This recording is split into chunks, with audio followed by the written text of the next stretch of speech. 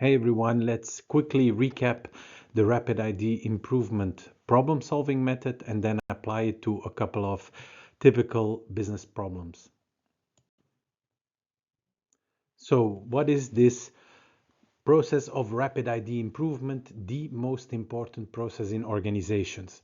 We always start from a problem. Let's not focus here too much on what a problem is, but it's basically a goal, an improvement that you want, and some bottlenecks and constraints that prevent you from achieving the goal right away or in some automatic fashion.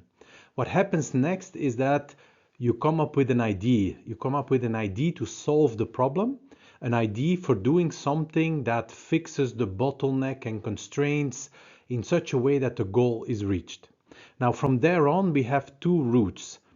First, the bad route is to justify that that idea is good already. We typically do that via appeal to authority or our belief in the solution or experience that has to justify the solution or data.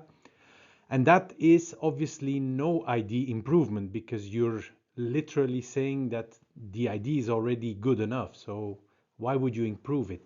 That's the one route that is not fruitful for ID improvement. The other one is that you come up with a challenge to that ID. So you try to find a consequence of doing the ID that is undesired, that falls out of the goal. Something you don't want, something about the ID that doesn't work. From that position, having such a challenge, again, there's two routes. The bad route, again, is to say that the challenge is a kind of proof that the problem is not soluble, that we should forget about the problem or that we should go back to the problem and look there for something. But that's obviously also no ID improvement. The other route, the route that is ID improvement, is to come up with a variant to the ID1 that still solves the problem. In other words, it reaches the goal or parts of the goal, and it does not have that undesired consequence, that consequence that didn't correspond to the goal. Once you have followed that pathway, so the two green arrows, you have objectively improved the ID, objectively versus ID number one. So the variant is objectively better than the ID one. That's how we improve IDs via this two-step approach and avoiding the two, let's say, red avenues that do not lead to ID improvement. Now, problem solving, the method at least, is independent of the type of problem you're solving. And so for business problems, a lot of the varieties of problems can be tackled using this problem solving approach. For example, how to improve process efficiency, how to increase sales effectiveness, how to improve the definition of a product or a value proposition, or even how to manage a project effectively.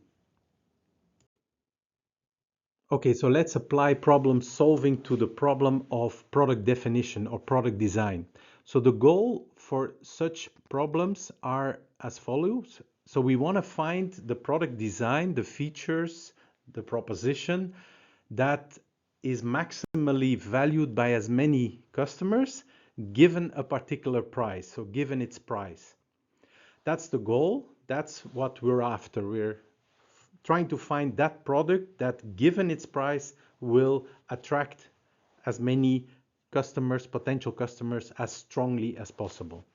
Now, there are obviously bottlenecks and constraints. There are two types. First of all, there can be conflicts between any given product design and the customer needs of those customers you want to have your product valued by. So that's a whole set of bottlenecks and constraints, any type of conflict between a particular product feature and the specific customer needs of the segment of customers that you want to attract by your product. And then a second type of bottleneck or constraint is that you'll always have a minimum price. You cannot drop your price so that everybody values your product on top of that lower price, because you need to earn a minimum required gross margin on the product. So there's always the constraint that the price can never go below a kind of minimum threshold.